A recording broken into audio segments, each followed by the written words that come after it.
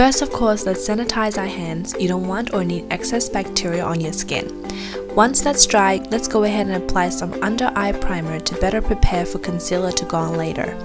Using clean ring finger, apply a small amount just around the eye area. Now I'm going to use an acne-friendly concealer and apply that to the affected areas. For some reason, it always ends up everywhere. You can either use clean fingers to blend it out or use a beauty blender. I usually switch up my foundations. Today I'm using a cream texture foundation and using the same sponge, apply the foundation to the whole face, including the eyes. Then as usual, using the Maybelline Age Rewind for underneath the eyes to cover them dark circles, and a brightening concealer to highlight the face, such as the forehead, cheekbones, and my first chin. Now this step, blend it all away. At this point, you can check for any spots that needs extra coverage. Most of you can skip this step, but for some of you like me, you can go back with a high coverage concealer for that extra flawless complexion. As soon as that's done, it's time to seal off all the hard work. Use a nice fluffy brush, gently sweep the powder all over the face. You can even use a smaller fluffy brush for the eye area to make sure the concealer doesn't move at all. Now before I move on to the eyes, I like to apply some lip balm to prepare the lips for lipstick.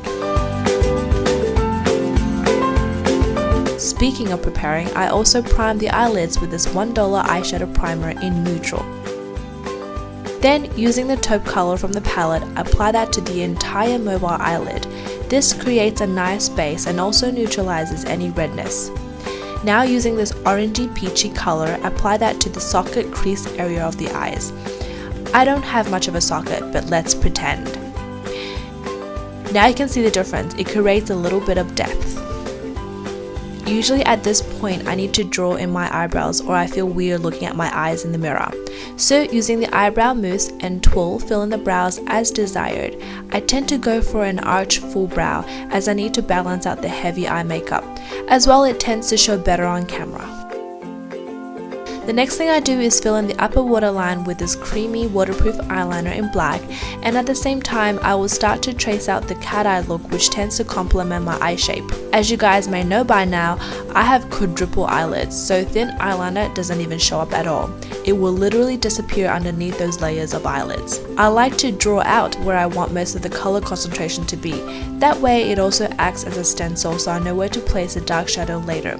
I also found that when applying eyeshadow on top of the eyeliner, it tends to last longer. I never need to touch up. And because it's so top heavy, I make sure that the bottom outer corners are lined as well. Using a synthetic hair eyeshadow brush, start to blend out the eyeliner before it dries.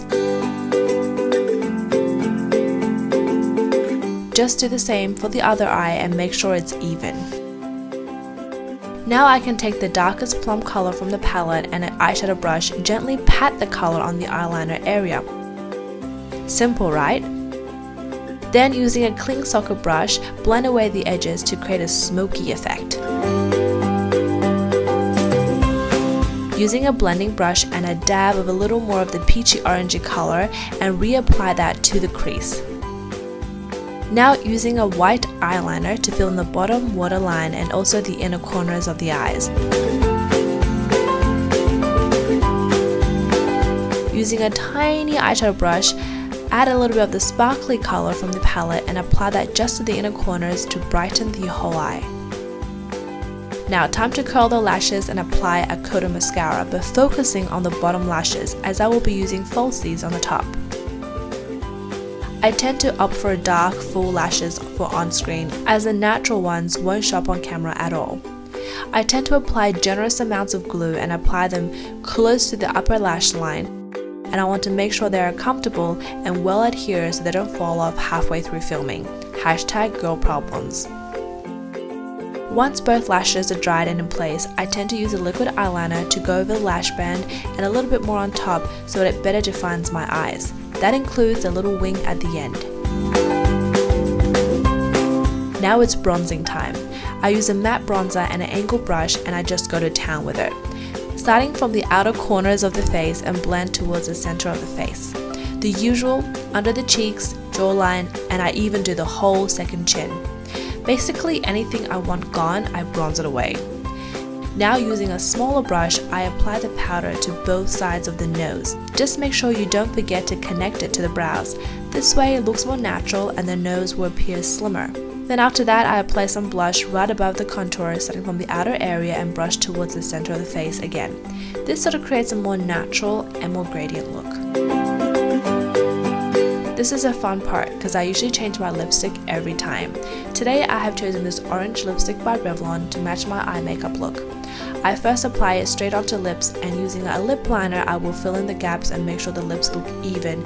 And then we're done with the face. Usually for camera I leave my hair down. I like to give it some curls as it looks more presented, and it hides bad hair day any day. Now this process usually takes 10 to 15 minutes, and I tend to use a curler with a clip. What do you use? And we're done!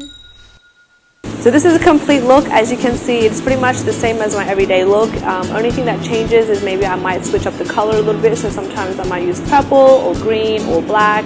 Depends on my mood. Whatever palette I have, I sort of play with the colors, but the technique is exactly the same. I use black eyeliner underneath with all my dark shadows because I feel like that allows the color to intensify but also last longer. So that is a trick to keep in mind, especially if you like to wear dark colors. I'm particularly lucky because my eyes do wear a lot of shadows. So for me, this might be this is okay, but for you it might be a little bit too strong or too intense, so you can definitely tone it down. But this is exactly what I put on and how much I put on every day for work and for YouTube filming. So if you are curious, because I know I get a lot of questions all the time, how to do this kind of makeup look, this is exactly what I do every day, and I hope you guys enjoyed it. Anyways, leave your comments below if you have any questions about any of the products I've used or anything else. If you have any questions, definitely, hit me up on Facebook, Instagram, Twitter. I'm always there to reply comments as much as I can. Anyways, I'll see you in my next video. Bye!